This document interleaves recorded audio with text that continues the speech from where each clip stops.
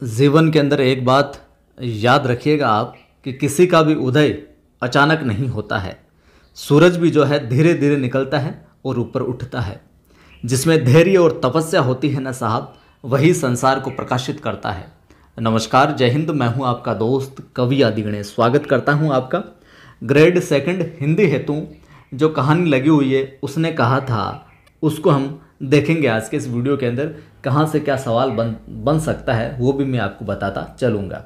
और इनकी पीडीएफ, कई सारे मैसेज और कॉल भी है कि इनकी पीडीएफ उपलब्ध करवा दो हमें। तो टेलीग्राम पर जैसे ही व्यवस्था बनती है, जैसे मुझे समय मिलता है, मैं आपको टेलीग्राम पर इनकी पीडीएफ है जो दे दूंगा। ग्रेड फर्स्ट भी हमारा चल रहा है साथ साथ में, और ग्रेड सेकंड का भी मैं आपको पाठ्यक्रम जितना मुझे जो समय मिल रहा है निःशुल्क रूप से आपको मैं करवा रहा हूँ। वीडियो को आप लाइक कर दीजिए, शेयर कर दीजिए, पहली बार देख लो सब्सक्राइब कर लो, और टेलीग्राम चैनल भी आप ज्वाइन कर लो। वहाँ पर भी मैं सूचना वगैरह, सवाल वगैरह डालता रहता हूँ। टेलीग्राम चैनल का नाम है अपने कवि आदि गणेश हिंदी, ठीक है, जिस पर 6100 से अधिक लोग जुड़े हुए हैं। कवि आदि गणेश हिंदी नाम से अपना टेलीग्राम चैनल है, ठीक है। तो जुड़े रहिए और जोड़ते रहिए साथियों। उसने कहा था, अपनी जो कहानी है इसके लेखक हैं अपने पंडित चंद्रधर शर्मा गुलेरी। पंडित चंद्रधर शर्मा गुलेरी साहब इसके लेखक हैं। तो पहले इनका परिचय देख लेते हैं। परिचय से भी कई बार सवाल है जो पूछा जाता है। देखिए साहब, जो गुलेरी साहब है 1883 ईस्वी में जन्म, 1922 में निधन। ये इनका जीवन अवधि है, जीवन काल है। हिंदी कहानी के उल्लेखनीय हस्ताक्षर हैं। हिंदी कहानी के अंदर इन्होंने बहुत अच्छा काम किया है। जन्म होता है जयपुर में, राजस्थान के हैं अपने, तो ये विशेष तौर से और महत्वपूर्ण बन जाते हैं। तो जयपुर में जन्म होता है गुलेरी साहब का। बचपन से ही साहित्यिक प्रतिभा संपन्न थे। साहित्य के अंदर रुचि थी साहब इनकी प्रतिभा का क्षेत्र खगोल, विज्ञान, ज्योतिष, धर्म, भाषा विज्ञान, इतिहास, शोध एवं साहित्य तक है जो विस्तृत था। इन सभी क्षेत्रों के अंदर ज्ञानार्जन में लगे रहे थे। उसने कहा था, हिंदी की प्रसिद्ध कहानी है, ये कहानी आपने पहले भी पढ़ी होगी, जिसका प्रकाशन 1915 में हुआ था। तो ये सवाल बहुत अच्छा बन जाएगा यहीं से। उसने कहा था कहानी का प्रकाशन कब हुआ था? तो साहब 1915 के अंदर हुआ था, ठीक है।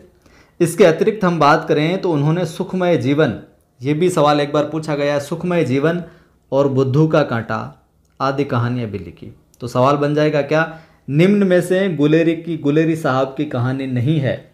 उसने कहा था बुद्धू का कांटा, सुखमय जीवन और एक कुछ और दे दिया, ठीक है। तो तीनों तो ये इनकी कहानी है, कुछ और दे दिया, वो विकल्प यहाँ पर सही हो जाएगा। तो सुखमय जीवन, बुद्धू का कांटा और उसने कहा था, तीनों को आप याद रखिएगा। वहीं आगे हम बात करें तो कछुआ धर्म, मारे से मोही कुठाव आदि उनकी निबंध कला के, निबंधों के अंदर ये प्रतिमान है। निबंध कला के निबंधों के अंदर भी उन्होंने विशेष जो काम किया है। एक मासिक पत्र निकलता था समालोचक, उसका इन्होंने क्या किया, संपादन भी किया था। समालोचक, तो समालोचक आप पूछ लिया जाए, समालोचक पत्र था मासिक, साप्ताहिक, त्रैमासिक या वार्षिक? तो आपको ध्यान में रखना है मासिक समाचार पत्र था ये अपने समालोचक जो था, ठीक है। एवं वे नागरी प्रचारिणी सभा काशी के संपादक मंडल में भी जुड़े रहे, और 39 वर्ष की अल्पायु में उनका निधन है जो हो जाता है साहब। आज जो कहानी देखेंगे पंडित चंद्रधर शर्मा गुलेरी की, उसने कहा था, इस कहानी के विषय में थोड़ी सी हम और जानकारी लेते हैं, इसके अंदर है क्या। तो देखिए साहब, उसने कहा था जो कहानी है प्रथम विश्व युद्ध समय 1914 से 1918 के मध्य जो चला था, उसकी पृष्ठभूमि पर लिखी गई एक मार्मिक कहानी है, ठीक है। युद्ध के समय की मार्मिक कहानी है ये, जिसका जो कथानक है, इस कहानी के अंदर जो है प्रेम देखने को मिलेगा, आपको त्याग देखने को मिलेगा, और कर्तव्यनिष्ठा है जो देखने को मिलेगी। इन सब बातों को केंद्र में रखकर उसने कहा था कहानी को रचा गया है। अमृतसर के कहाँ रची गई है, ये कहाँ का संदर्भ है इसमें? अमृतसर के बाजार का दृश्य देखने को मिलेगा, बालक बालिका का बाल सुलभ निश्चल प्रेम देखने को मिलेगा, महायुद्ध का वातावरण आगे देखने को मिलेगा, और लहना सिंह के आत्मोत्सर्ग आदि के वर्णन में गहरा मनोवैज्ञानिक पुट है साहब। ये कहानी प्रारंभिक जो चहल पहल है उससे लेकर जो निश्चल प्रेम है वहाँ से प्रारंभ होती है। प्रेम और कर्तव्य का विकट पथ है जो पार करती हुई मृत्यु शैया पर है जो समाप्त होती है। यह उत्सर्ग प्रेम वेदना जनित नहीं बल्कि कर्तव्य की प्रसन्नता है। प्रेम की वजह से वेदना और फिर उत्सर्ग उसका नहीं है, यह कर्तव्य की प्रसन्नता का है। आंचलिक शब्द भी यहाँ पर देखने को मिलेंगे, उनके साथ साथ यथार्थ और उत्कट भाव व्यंजना है जो इस कहानी में हिंदी साहित्य की विशिष्ट धरोहर है। चलिए साहब कहानी की ओर बढ़ते हैं, हम कहानी को प्रारंभ करते हैं। लाइक शेयर नहीं किया तो कर दीजिएगा।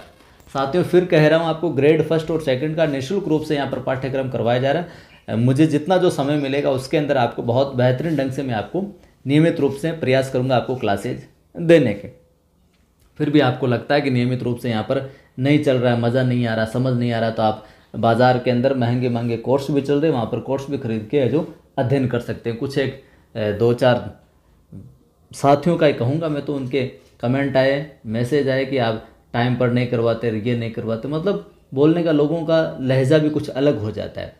बाकी जितना जो समय मिल रहा है बिल्कुल वो भी निःशुल्क रूप से इतना कुछ करवा दिया आपको, इतना कुछ करवाया जा रहा है, तो थोड़ा सा आप भी धैर्य रखें, काम हो जाते हैं। चलिए साहब कोई बात नहीं, फिर भी प्रसन्न रहिए, आप मस्त रहिए और पढ़ते रहिए। प्रारंभ करते हैं कहानी को। उसने कहा था को बड़े बड़े शहरों के इक्के गाड़ी वालों की ज़बान के कोड़ों से जिनकी पीठ छिल गई है और कान पक गए हैं, ये इक्के वाले जो बोलते रहते हैं उससे, उनसे हमारी प्रार्थना है कि अमृतसर के बम्बू काट वालों की बोली का मरहम लगावे। कि अमृतसर के अंदर जो बम्बू काट वाले हैं उनकी बोली से सीखिए, उनकी बोली का मरहम लगाइए आप।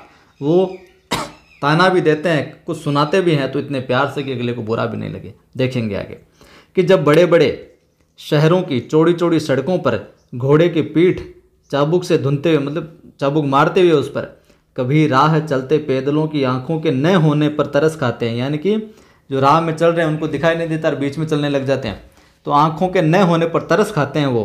और कभी उनके पैरों की उंगलियों के पोरे को चीत कर, किनारों को चीत कर अपने ही को सताया हुआ बताते कि यार इसके ऊपर चढ़ा दिया हमने, लग गई इसके।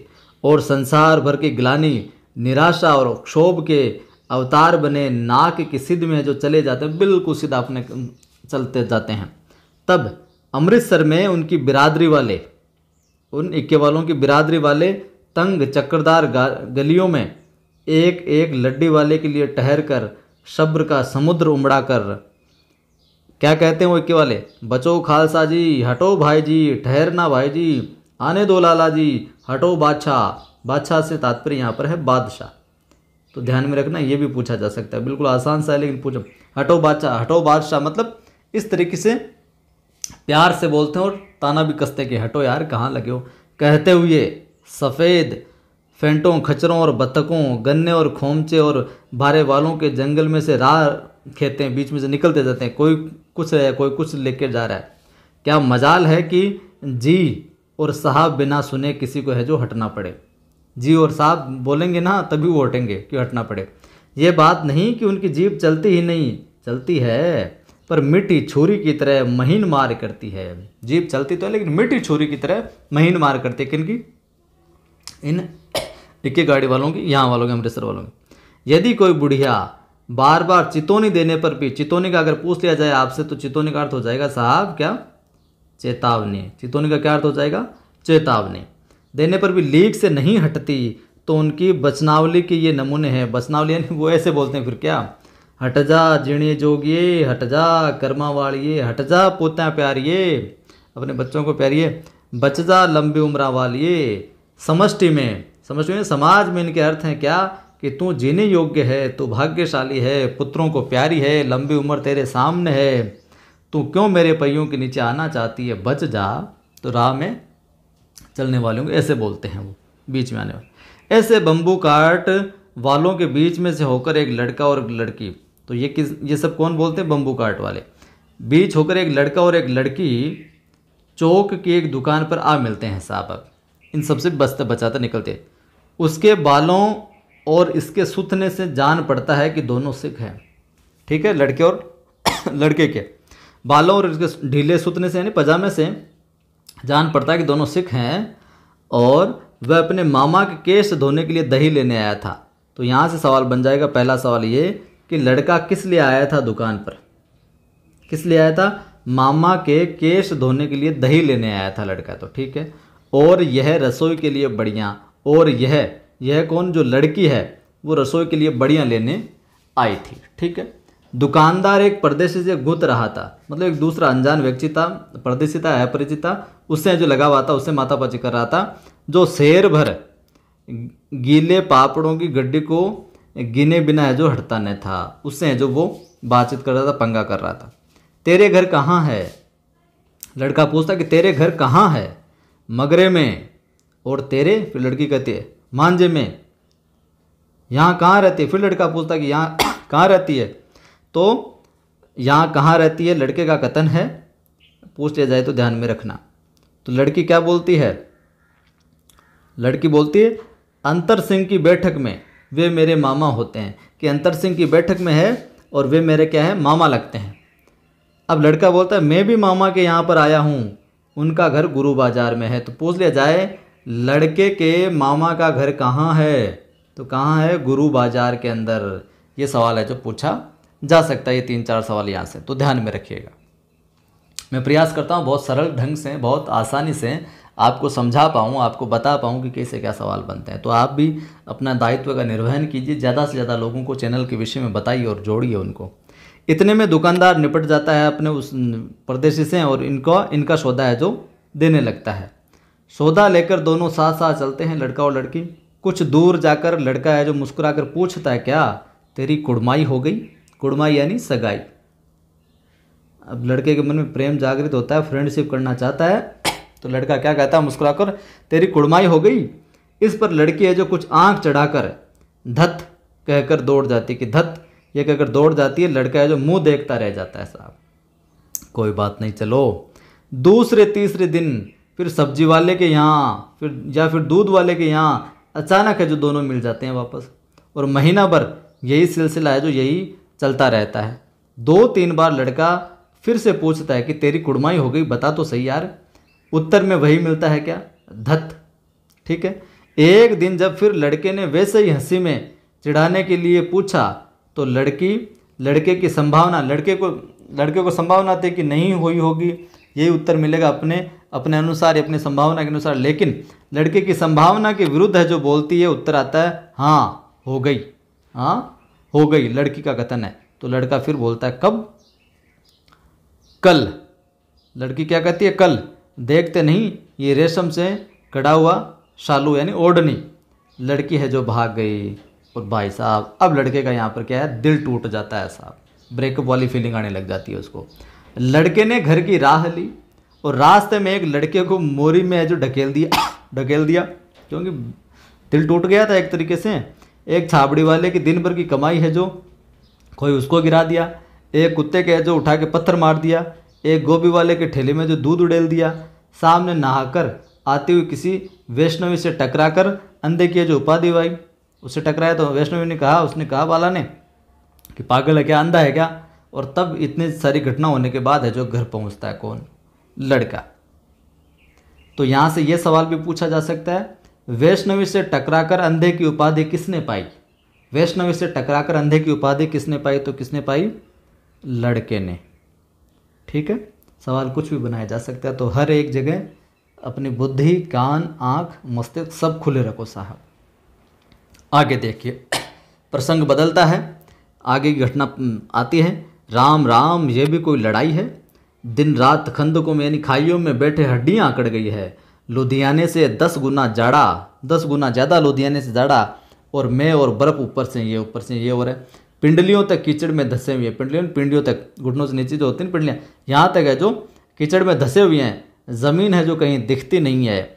घंटे 2 घंटे में कान के पर्दे फाड़ने वाले धमाके इतने तेज होते हैं कि कान के पर्दे फट जाए। सारी खंदक है जो, सारी खाई है जो हिल जाती है। ये कहानी आपने पहले भी देख रखी होगी, बहुत अच्छी है। और 100 गज धरती है जो उछल पड़ती है। इस गेबी गोले से बचे तो कोई लड़े, इससे बचे तो लड़े ना। नगर कोट का जलजला सुना था, नगर कोट का जलजला भी सुना था हमने। और यहाँ तो दिन में क्या है, 25 जलजले होते हैं साहब। जो कहीं खंदक से बाहर साफा या कोहनी निकल गई, कि खंदक से बाहर थोड़ा साफा छोड़ से मुंडे निकल गई ना, या कोहनी भी निकल गई, तो चटाक से गोली लगती। थोड़ा सा ऊपर दिखाने के सामने से गोली आती, काम तमाम। न मालूम बेईमान मिट्टी में लेटे हुए हैं या घास की पत्तियों में छिपे रहते हैं। तो ये दुश्मन जो हैं उनके लिए कि न मालूम बेईमान मिट्टी में लेटे हुए हैं फिर घास की पत्तियों में छिपे रहते हैं। लहना सिंह कहता है, लहना सिंह और 3 दिन है, 4 तो खंदक में बिता ही दिए, परसों तक क्या है जो रिलीफ है जो आ जाएगी। ठीक है, और फिर क्या रिलीफ आने के बाद 7 दिन की छुट्टी। अपने हाथों झटका करेंगे और पेट भर खाकर है जो सोए रहेंगे। उसी फिरंगी मेम के बाग में मखमल का सा हरा घास है, उसी मेम के बाग में सोए रहेंगे जिसके मखमल का सा एक हरा हरा घास लगा हुआ है कि मखमल का ये पूरा फल और दूध की है जो वर्षा कर देती है वो मैडम। लाख कहते हैं दाम नहीं लेती, हम तो लाख कहते हैं कि पैसे ले लो मैडम जी, पर नहीं लेती। कहती है तुम राजा हो मेरे मुल्क को बचाने आए हो, तुम राजा हो मेरे मुल्क को बचाने आए हो। कौन कहती है? ये फिरंगी मेम है जो कहती है। ये सवाल भी पूछा जा सकता है। ठीक है, आगे देखिए। 4 दिन तक पलक नहीं झपकी है साहब, बिना फेरे घोड़ा बिगड़ता है और बिना लड़े सिपाही। अब जो जिसका काम होता है उसको कई दिनों तक उसमें उस मोर्चे पर डटा दिया जाता है, छोड़ दिया जाता है, तो फिर उसको वो चीज़ नहीं मिल पाती जो वो करना चाहता है, जिसके लिए वो बना है, तो फिर वो झुंझलाहट सी होती है। तो बिना फेरे तो घोड़ा बिगड़ जाता है और बिना लड़े फिर सिपाही, उसको झुंझलाहट होती है। मुझे तो संगीन चढ़ाकर मार्च तक का हुक्म मिल जाए साहब, बस मार्च तक का हुक्म मिल जाए, फिर 7 जर्मनों को अकेला ही है जो मार कर है जो न लौटूं, अकेला ही मार दो, मैं सल्टा दूँ इनको, तो मुझे दरबार साहब की दहली पर मत्था टेकना नसीब न हो, न लौटूं तो। पाजी कहीं के कलों के घोड़े संगीन देखते मुंह फाड़ देते हैं और पैर पकड़ने लगते हैं। यो अंधेरे में 30-30 मन का गोला फेंकते हैं। उस दिन दावा किया था ना, 4 मील तक एक जर्मन नहीं छोड़ा था। पीछे जनरल ने हट जाने का कमान दिया, नहीं तो और सल्टा देता, नहीं तो सीधे बर्लिन पहुंच जाते। क्यों? सूबेदार हजारा सिंह ने मुस्कुरा कर कहा। सूबेदार हजारा सिंह मुस्कुरा कर बोलता है, लड़ाई के मामले जमादार या नायक के चलाए नहीं चलते हैं साहब, बड़े अफसर दूर की सोचते हैं। 300 मील का सामना है, एक तरफ बढ़ गए तो फिर क्या होगा। तो ध्यान में रखना, लड़ाई के मामले जमादार या नायक के चलाए नहीं चलते। किसका कथन है? हजारा सिंह का कथन है। सूबेदार जी सच है, लहना सिंह बोला, पर करें क्या। हड्डियों में तो जाड़ा धस गया, सूर्य निकलता नहीं, यानी सूरज निकलता नहीं है, और खाई में दोनों तरफ से चंबे की बावलियों के से सोते झरने पानी है जो निकल रहा है एक तरीके से। एक धावा हो जाए तो गर्मी आ जाएगी, थोड़ी सी धावा बोल देना है तो थोड़ी शरीर में गर्मी आ जाए, नहीं तो यहीं ठंड से मर रहे हैं। उद्यमी यानी एक तरीके से चंचल स्वभाव, शरारती। उद्यमी उठ, सिगड़ी में कोले डाल तो चल। वजीरा तुम 4 जने बाल्टियाँ लेकर खाई का पानी है जो बाहर फेंको। वजीरा तुम 4 जने बाल्टियाँ लेकर खाई का पानी है जो बाहर फेंको। माँ सिंह शाम हो गई है, खाई के दरवाजे पर का पहरा बदल दे। ये कहते हुए सूबेदार सारी खंदक में जो चक्कर लगाने लगता है। वजीरा सिंह पलटन का विदूषक था। विदूषक यानी मस्करा, मजाकिया, एक तरीके से हंसी मजाक करने वाला। ये सवाल पहले भी पूछा गया है, तो कि वजीरा सिंह या पलटन का विदूषक कौन था? वजीरा सिंह। ध्यान में रखिएगा आप इसको आप ध्यान में रखिएगा साहब कि वजीरा सिंह पलटन का क्या था? विदूषक था। ठीक है, आगे देखिए। बाल्टी में गंदला पानी भरकर खाई के बाहर फेंकता हुआ बोला, मैं पादा बन गया हूँ। मैं क्या बन गया हूँ? मैं पादा बन गया हूँ। करो जर्मनी के बादशाह का तर्पण अब। और इस पर सब खिलखिला पड़े और उदासी के बादल है जो फट गए। तो मैं पादा बन गया हूँ, कौन कहता? वजीरा सिंह। करो जर्मनी के बादशाह का तर्पण। लहना सिंह ने दूसरी बाल्टी भरकर उसके हाथ में देकर कहा, अपनी बाड़ी के खरबूजों में पानी दो तुम, ऐसा खाद का पानी पंजाब भर में नहीं मिलेगा। हाँ, देश क्या है? स्वर्ग है। मैं तो लड़ाई के बाद सरकार से 10 घुमा जमीन यहाँ मांग लूँगा और फलों के बूटे हैं जो यहाँ पर लगाऊंगा। लाड़ी होरा को भी यहाँ बुला लोगे, या वहीं दूध पिलाने वाली फिरंगी मेम? चुप कर, यहाँ वालों को शर्म नहीं है। देश देश की चाल है, अलग अलग जगह अलग अलग तौर तरीके हैं। आज तक मैं उसे समझा न सका कि सिख तंबाकू नहीं पीते, वह सिगरेट देने में हट करती है। कौन? फिरंगी मेम। ओठों में लगाना चाहती है और मैं पीछे हटता हूँ तो समझते कि राजा है जो बुरा मान गया। अब मेरे मुल्क के लिए जो लड़ेगा नहीं। अच्छा, अब माधव बोधा सिंह कैसा है? अच्छा है, जैसे मैं जानता ही न हूँ। रात भर तुम अपने कंबल उसे है जो उड़ाते थे और आप सिगड़ी के सहारे गुजर करते थे। रात भर तुम अपने कंबल उसे उड़ाते थे। तुम यान कौन है यहाँ पर? लहना ही है। उसके पहरे पर आप पहरा दे आते हो। किसके पहरे पर? बोधा सिंह के। अपने सूखे लकड़ी के तख्तों पर उसे सुलाते हो। आप कीचड़ में पड़े रहते हो, कहीं तुम न मांदे पड़ जाना, तुम कहीं कमज़ोर मत पड़ जाना। जाड़ा क्या है, मौत है, और निमोनिया से मरने वालों को मुरब्बे है जो नहीं मिला करते।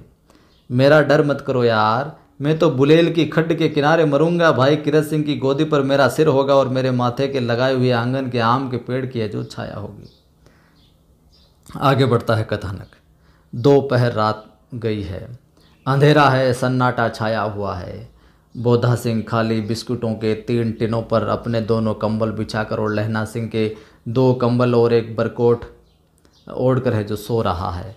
लहना सिंह पहरे पर खड़ा हुआ है, एक आंख खाई के मुंह पर है और एक बोधा सिंह के दुबले शरीर पर, दोनों को नज़र रखे हुए है। बोधा सिंह करा रहा है, क्यों बोधा भाई क्या है, पानी पिला दो। तो लहना सिंह ने फिर कटोरा उसके मुंह से लगाकर पूछा, कहो कैसे हो बोधा? पानी पीकर बोधा बोला, कंपकपी छूट रही है, रोम रोम में तार दौड़ रहे हैं, दांत बज रहे हैं। अच्छा मेरी जर्सी पहन लो, अच्छा मेरी जर्सी पहन लो। किसका कथन है? लहना का कथन है। अच्छा मेरी जर्सी पहन लो। और तुम? बोधा कहता कि और तुम क्या करोगे फिर? मेरे पास सिगड़ी है, मुझे गर्मी लगती है, पसीना आ रहा है। ना मैं नहीं पहनता, 4 दिन से तुम मेरे लिए। बोधा कहता कि ना नहीं पहनता मैं, 4 दिन से तुम मेरे लिए इतना कुछ कर रहे हो। हाँ याद आई, मेरे पास दूसरी गर्म जर्सी। फिर उसे बोलता गर्म जर्सी मैं पहन लूँगा, आज सवेरे ही आई है, विलायत से बुन बुन कर भेज रही है मेमे, गुरु उनका भला करे। यूँ कहकर लहना अपना कोट उतार कर जर्सी उतारने लगा। सच कहते हो, सही बताओ? अरे और नहीं, झूठ की झूठ थोड़ी बोल रहा हूँ।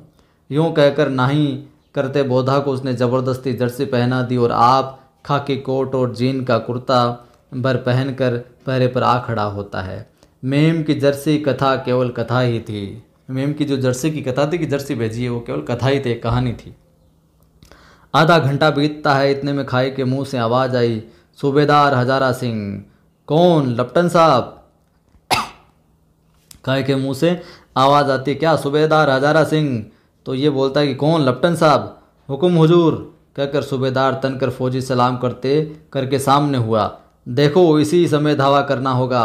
मील भर की दूरी पर पूरब के कोने में एक जर्मन खाई है, उसमें 50 से ज़्यादा जर्मन नहीं है, 50 के तकरीबन, उससे ज़्यादा नहीं है। इन पेड़ों के नीचे नीचे 2 खेत काट कर रास्ता है, 3-4 घुमाव है, जहाँ मोड़ है, और वहाँ 15 जवान खड़े करके मैं आया हूँ। तुम यहाँ 10 आदमी छोड़कर सबको साथ है जो ले उनसे जा मिलो।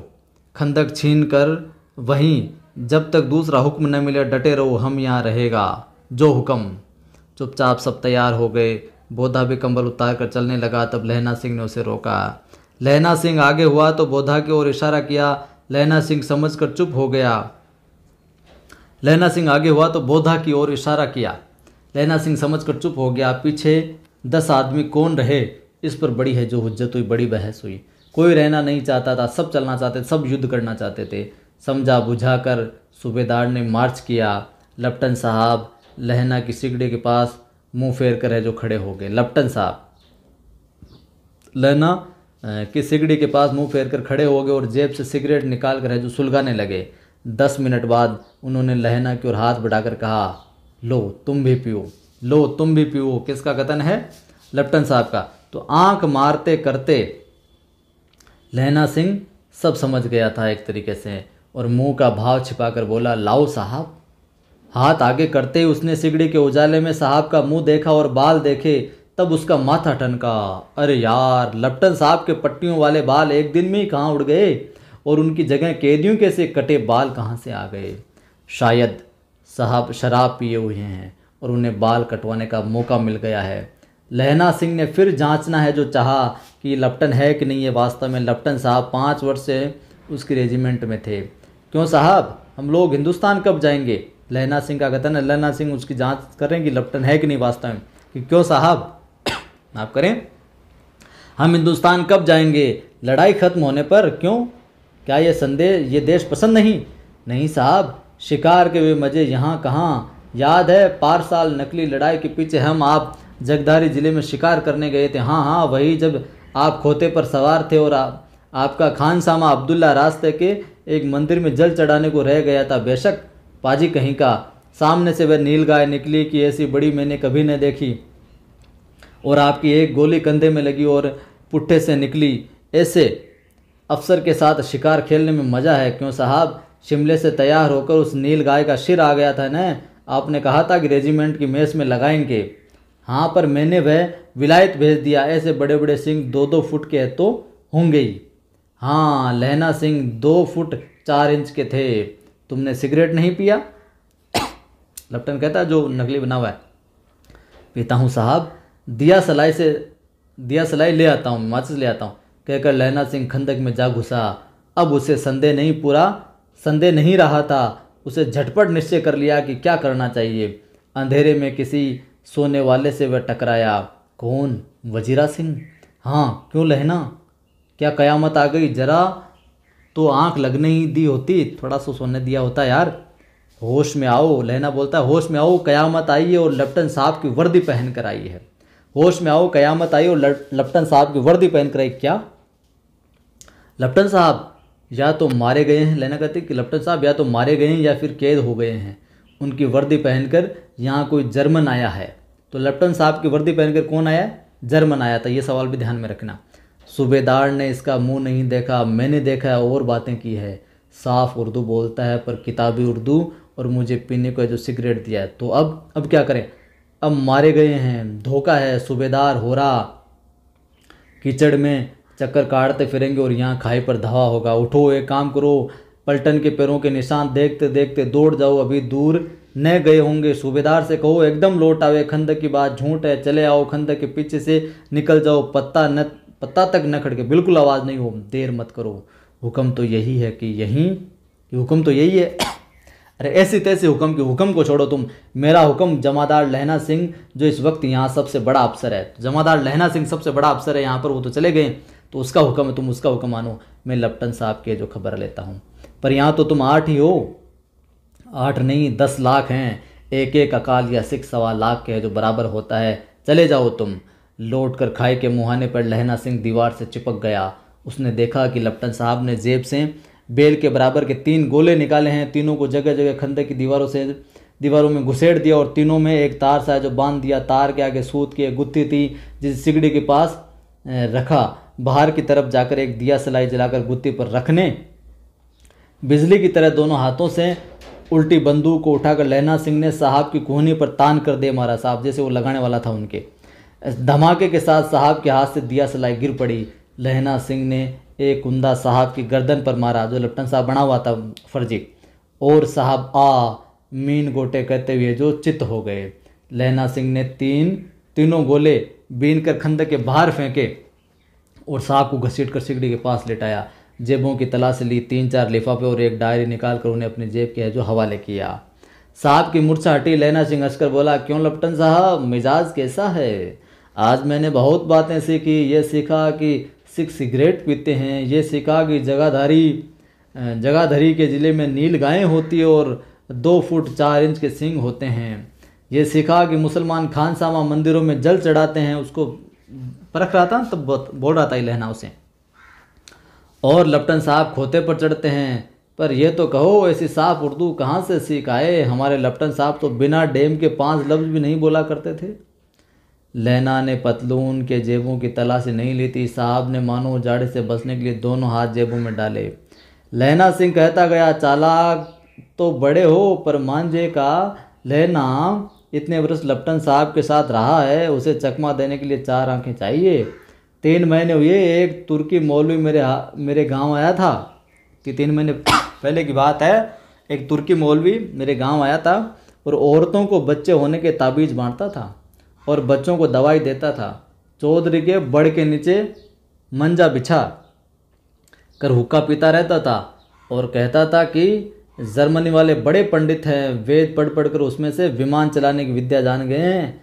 गौ को नहीं मारते, गाय को नहीं मारते, हिंदुस्तान में आ जाएंगे तो गो हत्या बंद कर देंगे। मंडी के मंडियों को बहकाता कि डाक खाने से रुपया निकाल लो, सरकार राज्य है जो सरकार का राज जाने वाला है। डाक बाबू पोलू राम भी डर गया था।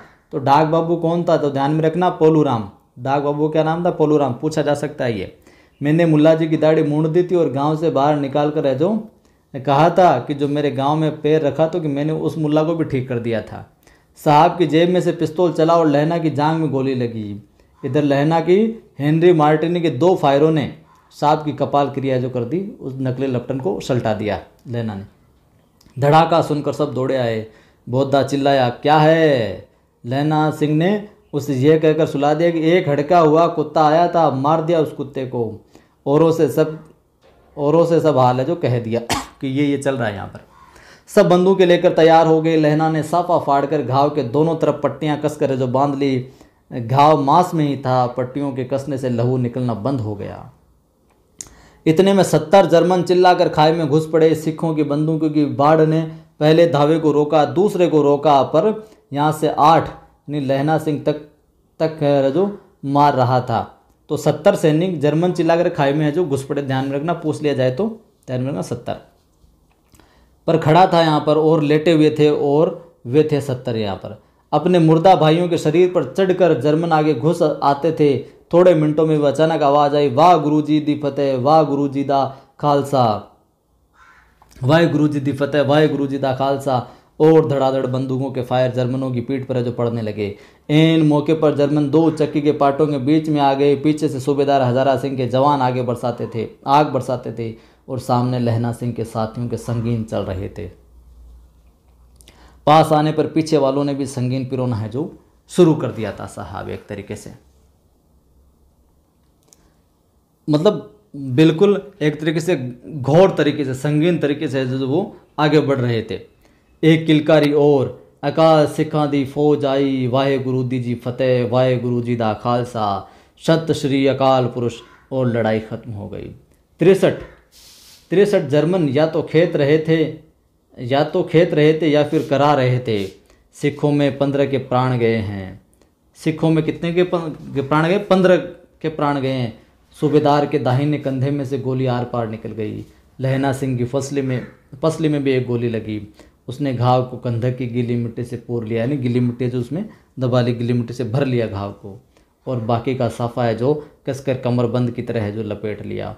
किसी को खबर न हुई कि लहना को दूसरा घाव है जो भारी घाव हो गया, एक तरीके से भारी घाव लग गया। लड़ाई के समय चांद निकल आया था, ऐसा चांद जिसके प्रकाश से संस्कृत कवियों का दिया हुआ क्षयी नाम है जो सार्थक होता है। और हवा ऐसी चल रही थी जैसी बाण भट्ट की भाषा में दंत वीणोपदेशाचार्य कहलाती। बाण भट्ट की भाषा में हवा किस प्रकार की कहलाती थी? कैसा कहा था बाण भट्ट ने हवा के लिए कि दंत वीणोपदेशाचार्य कहलाती। वजीरा सिंह कह रहा था कि कैसे मन भर फ्रांस की भूमि मेरे बूटों से जो चिपक रही थी। जब मैं दौड़ा सूबेदार के पीछे गया तो सूबेदार लहना सिंह ने सारा हाल सुन और कागजात पाकर वे उसकी तुरंत बुद्धि को सराह रहे थे और कह रहे थे कि तू न होता तो आज सब है जो मारे जाते। तो इस लड़ाई की आवाज़ 3 मील दाहिने ओर की खाई वालों ने भी है जो सुन ली थी साहब। उन्होंने पीछे टेलीफोन कर दिया था। वहाँ से झटपट 2 डॉक्टर और 2 बीमार ढोने की जो गाड़ियाँ चली, जो कोई 1.5 घंटे के अंदर जो आ पहुँची। फील्ड अस्पताल नज़दीक था, सुबह होते होते वहाँ पहुँच जाएंगे, इसलिए मामूली पट्टी बांधकर एक गाड़ी में घायल लिटाए गए, दूसरे में लाशें रखी गई।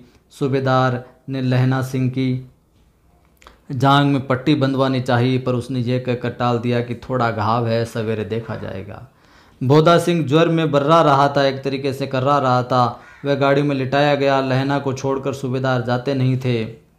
सूबेदार ने कहा लहना कि मैं तुझे छोड़कर नहीं जाऊंगा। यह देख लहना ने कहा तुम्हें बोधा की कसम है, सूबेदार ने जी की सौगंध है, जो इस गाड़ी में न चले जाओ कि तुम चले जाओ, अगर सौगंध है तुम्हें यहाँ रुके तो, और तुम सूबेदार का कथन है मेरे लिए वहाँ पहुँचकर गाड़ी भेज देना, और जर्मन मुर्दों के लिए भी तो गाड़ियाँ आती होगी। मेरा हाल बुरा नहीं है, देखते नहीं मैं खड़ा हूँ, वजीरा सिंह मेरे पास ही तो है।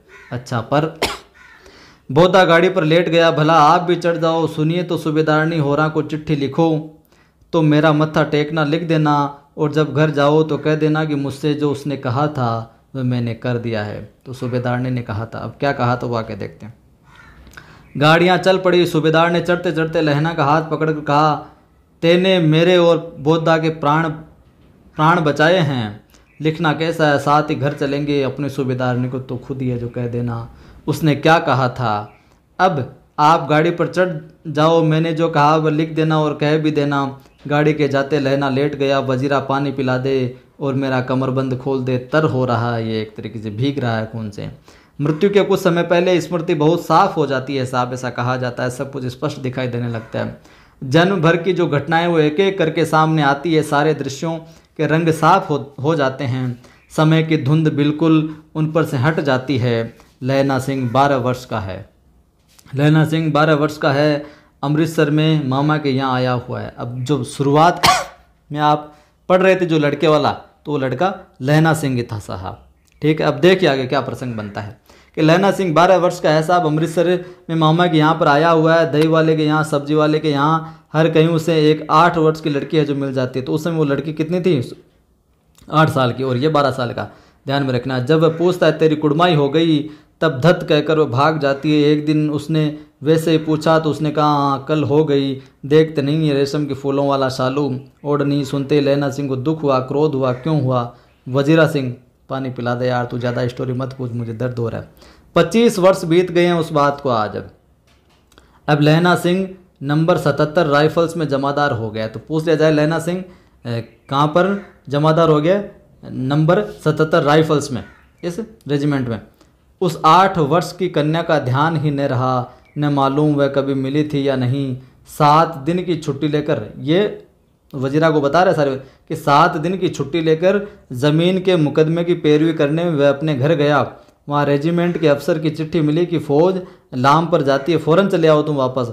और साथ ही सूबेदार हजारा सिंह की चिट्ठी मिली कि मैं और बोधा भी लाम पर जाते हैं। सूबेदार कौन? हजारा सिंह। और यहाँ पर वजीरा सिंह को बता रहे हैं कि और बोधा सिंह बेटा कि लाम पर चले जाते हैं, लौटते हुए हमारे घर होते आ जाना, साथ ही चलेंगे। तो सूबेदार का गांव रास्ते में पड़ता था और सूबेदार उसे बहुत चाहता था। लहना सिंह सूबेदार के यहाँ पर है जो पहुँचता है।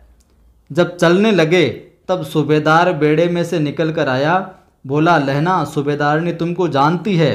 कि सूबेदार कहता है लहना को कि सूबेदारनी तुमको जानती है, तुम्हें बुला रही है, जा मिला एक बार उसे। तो लहना सिंह भीतर पहुँचता है। सूबेदारनी मुझे जानती है? कब से? रेजिमेंट के क्वार्टरों में तो कभी सूबेदार के घर के लोग रहे नहीं। दरवाजे पर जाकर मत्था टेकना कहा। असीस सुनी। लहना सिंह चुप। मुझे पहचाना नहीं? तेरी कुड़माई हो गई, धत कल हो गई, देखते नहीं रेशमी बूटों वाला सालू अमृतसर में। तो ये फिर बहावों की टकराहट से मूर्छा खुली। जब ये फीलिंग वाली बातें उसने कही तब वो जो बरसों की जो मूर्छा थी वो खुली एकदम से, करवट बदली और पसली का घाव है जो बह निकला। फिर वजीरा पानी पिला दो, उसने कहा था। कि उसने कहा था क्या? कि स्वप्न चल रहा है, सूबेदार ने कह रही है मैंने तेरे को, ये सारी की सारी बातें आ रही है याद स्मृति में, साफ साफ चल रहा है कि स्वप्न चल रहा है। सूबेदार ने कह रही है मैंने तेरे को आते ही पहचान लिया, एक काम कहती हूँ तुम्हें मैं। सूबेदार ने कह रही है मेरे तो भाग फूट गए हैं, सरकार ने बहादुरी का खिताब दिया है, लायलपुर में ज़मीन दी है, आज नमक हलाले का मौका आया है, पर सरकार ने हम तीमियों की एक घगरिया पलटन क्यों न बना दी, जो तीनों की तीमियों की मैं भी सूबेदारनी है जो सूबेदार जी के साथ है जो चली जाती। एक बेटा है फौज में भर्ती हुई से 1 ही बरस हुआ है। बेटा कौन है? बोधा। उसके पीछे 4 और हुए पर एक भी जिया नहीं। सूबेदार ने रोने लगी। अब दोनों जाते हैं मेरे भाग। नहीं सूबेदार और वो बेटा।